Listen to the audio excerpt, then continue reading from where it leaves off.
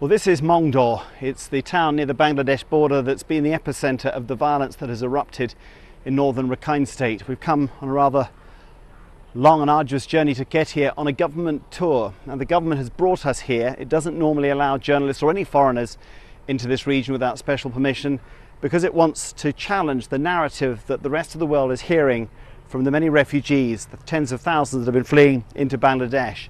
And so they've been taking us to various sites, showing us examples of destruction and letting us talk to people, and all of them are sticking to the same story, which it is the Muslim militants who've infiltrated Rohingya communities. Of course, they don't use the word Rohingya, it's pretty much banned in this part of the world, but they're saying that the Muslim communities were infiltrated by these militants, and it was the militants themselves who burnt down these villages.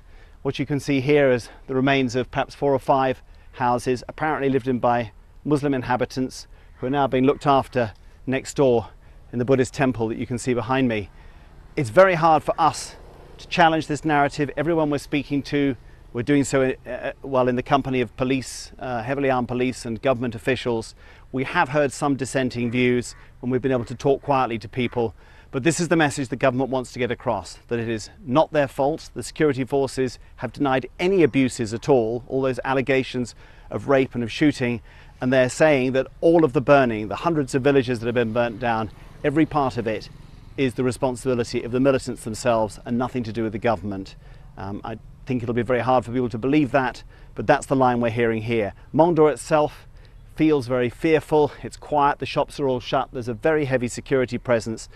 There is a sense that the violence that has run over this area on the border with Bangladesh is not over yet.